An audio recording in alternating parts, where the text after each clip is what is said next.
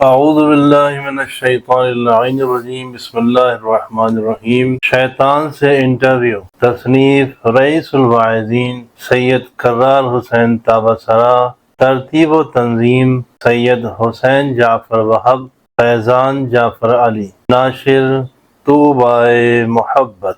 حصہ نمبر 1، سرکار رئیس الواعظین حیات و خدمات کا سرسری جائزہ۔ ویسے خداوند عالم نے انسان کو بہت سی نعمتیں عطا فرمائی اور ہر نعمت قدر و منزلت کے اعتبار سے بہت ہی عظیم، اور جتنی بھی نعمتیں خدا نے انسان کو عطا کی ہیں ان کا شکریہ ادا کرنا مشکل ہی نہیں بلکہ ناممکن ہے۔ شاید ہی کوئی ایسی نعمت ہو جو خدا نے انسان کو عطا نہ کی ہو۔ نعمت کی قدر اور اس کا احساس اس وقت بہت ہی زیادہ ہوتا ہے جب وہ کھو جاتی۔ ویسے تو انسان کو ہر نعمت کا شکریہ ادا کرنا چاہیے، لیکن کچھ نعمتیں ایسی بھی ہیں جن کا شکریہ ادا کرنے کے لیے خدا نے حکم دیا ہے، اور وہ نعمت والدین کی نعمت ہے۔ امام رضا علیہ السلام نے فرمایا، جس نے والدین کا شکریہ ادا نہیں کیا اس نے خدا کا شکریہ ادا نہیں کیا۔ قرآن مجید میں جہاں خدا نے یہ کہا ہے کہ خدا کا شریک قرار نہ دو، وہیں یہ بھی کہا ہے کہ اپنے والدین کے ساتھ احسان۔ اب والدین میں چاہے ماں ہو یا باپ، دونوں اپنے اپنے اعتبار سے عظیم اہمیت و فضیلت کے حامل ہیں۔ اللہ کی ایک خاص نعمت اور عنایت کا نام باپ ہے، جس کے لیے امام سجاد علیہ السلام نے فرمایا، تمہارے باپ کا تمہارے اوپر حق یہ ہے کہ تمہاری اصل ہے وہ اور تم اس کی فرع ہو۔ اگر تمہارا باپ نہ ہوتا تو تمہارا بھی کوئی وجود نہ ہوتا۔ لہذا جب بھی اپنے اندر کوئی کمال دیکھنا تو سمجھ لینا کہ اصل نعمت تمہارا باپ ہے جو تمہارے اوپر نازل ہوتی ہے۔ پس اللہ کی حمد اپنے باپ کا شکر ہے اس نعمت کے اعتبار سے کرنا۔ باپ دراصل انسان کی پہچان کا سبب، تو اب انسان جو کچھ بھی ہے باپ کی وجہ سے ہے۔ جتنی بھی ترقی کر لے، جس منزل پر بھی پہنچ جائے، اسے یہ یاد رکھنا چاہیے کہ اس کا باپ اصل ہے۔ اب اگر کوئی باپ عالم دین ہو تو اس کا مرتبہ اور بھی زیادہ ہو جاتا ہے۔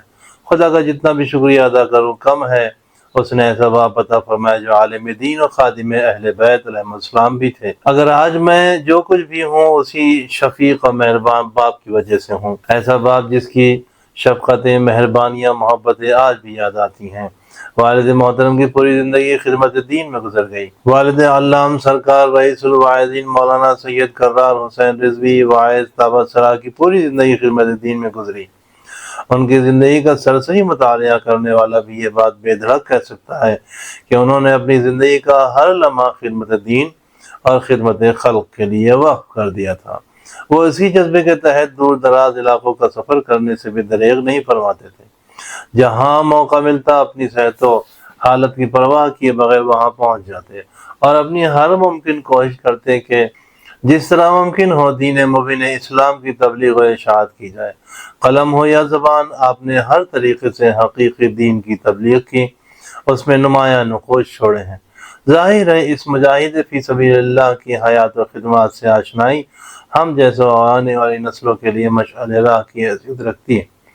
اس لیے یہاں ان کی حیات و خدمات کا اجمالی خاکہ پیش کیا جا رہا ہے۔ ولادت: آپ 12 اگست سن 1937 عیسوی مطابق 4 جمادی الثانی 1356 ہجری بروز پنجشنبہ جمعرات میرپور ضلع اعظم گڑھ اتر پردیش میں پیدا ہوئے۔ آپ کے والد کا نام محمد رفیع تھا جو رفیق میاں کے نام سے مشہور تھے۔ رفیق میاں آیت اللہ ظفر الملت کے پھوپھا تھے۔ تعلیم: وطن میں ابتدائی تعلیم کے بعد آپ سن 1947 میں مدرسہ جوادیہ بنارس میں داخل ہوئے اور کچھ عرصے تک ابتدائی عربی بھی سرکار ظفر الملت رحمۃ اللہ علیہ سے پڑھی۔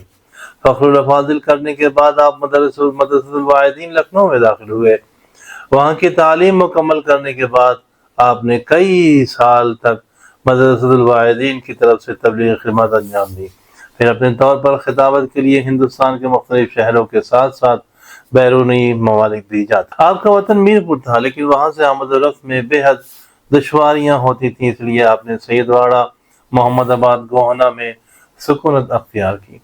وہاں قیام کے دوران آپ نے شاہی مسجد میں نماز پنجگاہ اور نماز جمعہ کی امامت شروع کی۔ سید واڑہ کی دینی فضا میں ترقی کے اثرات قرب و جوار کی بستیوں میں بھی محسوس کیے جانے لگے اور اصلاح معاشرہ کا کام تیزی سے آگے بڑھنے لگا۔ ایک سہ ماہی مجلہ البیان رسالہ حجت الاسلام سید محمد موسوی نجفی ہاؤس ممبئی کی سرپرستی میں آپ نے جاری کیا، جس کے ایڈیٹر آپ خود تھے۔ اس کا پہلا شمارہ محرم تا ربیع الاول 1417 ہجری محمد آباد گوہنا ضلع مئو سے شائع ہوا۔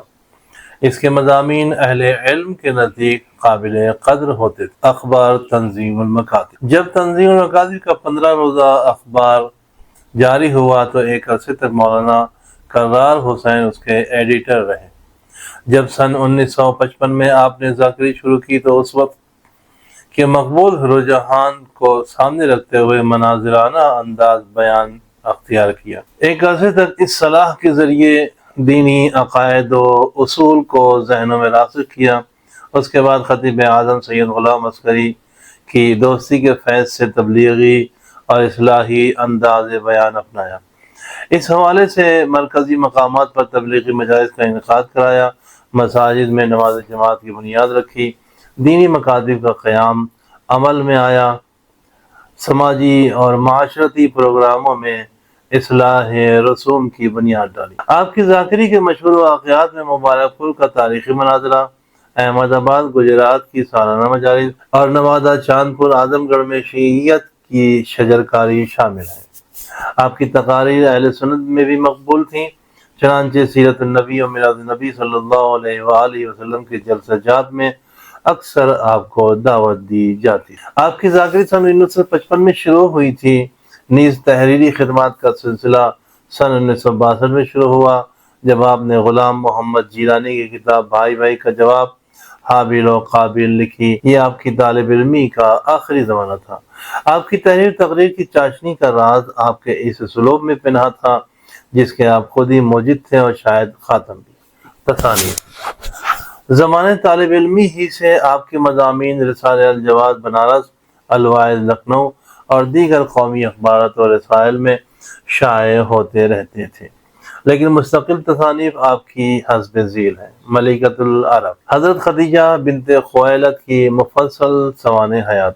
فارسی زبان میں بھی حضرت خدیجہ الکبریٰ کی حالات زندگی پر اس قدر تحلیلی کتاب موجود نہیں ہے، اور خود اردو زبان میں بھی اب تک اس کتاب جیسی کتاب نہیں لکھی گئی۔ اس کتاب میں حضرت خدیجہ کی زندگی سے متعلق ایک مسلمان کے ذہن میں پیدا ہونے والے سوالات کا اطمینان بخش جواب موجود ہے۔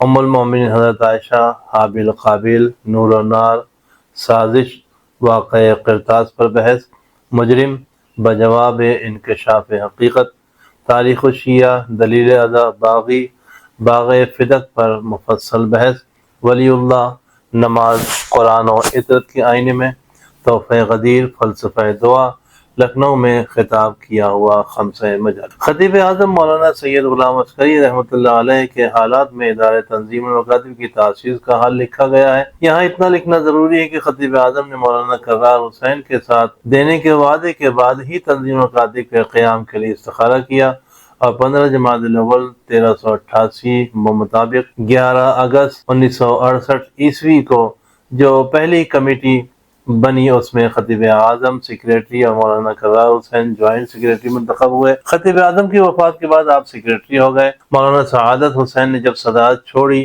تو علامہ ذیشان حیدر جوادی جو نائب صدر سے صدر ہو گئے، مولانا کرار حسین نائب صدر ہو گئے۔ اگست 1998 میں آپ کے حلق میں کینسر سرطان کے آثار ظاہر ہوئے۔ بمبئی کے علاج سے وقتی سکون ملا، لیکن پھر مرض بڑھتا گیا۔ آخری دنوں میں مدرسہ جوادیہ بنارس میں آ کر مقیم ہو گئے۔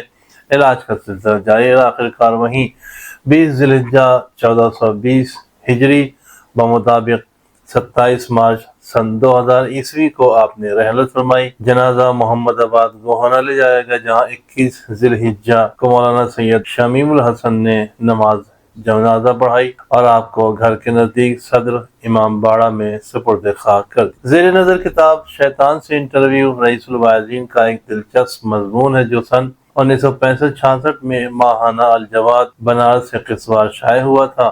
مضمون کی اہمیت و افادیت کے مد نظر ہم نے اس مضمون کو مکمل ایک کتاب کی صورت میں پیش کرنے کی کوشش کی ہے، اور کتاب کے آخر میں مولانا ناظم علی خیرآبادی کے ایک تحقیقی مضمون کو بھی شامل کیا گیا ہے تاکہ مطالعہ کرنے والے شیطان و ابلیس کی تاریخ، اس کے کارناموں اور فریب کاریوں سے مکمل طور پر آگاہ ہو سکیں۔ آخر میں اپنے ان تمام احباب کا شکر گزار ہوں جنہوں نے اس کتاب کی اشاعت کو یقینی بنانے اپنا کردار ادا کیا۔ سید حسین جعفر وہب، نزیل حوض علمیہ قم، ایران۔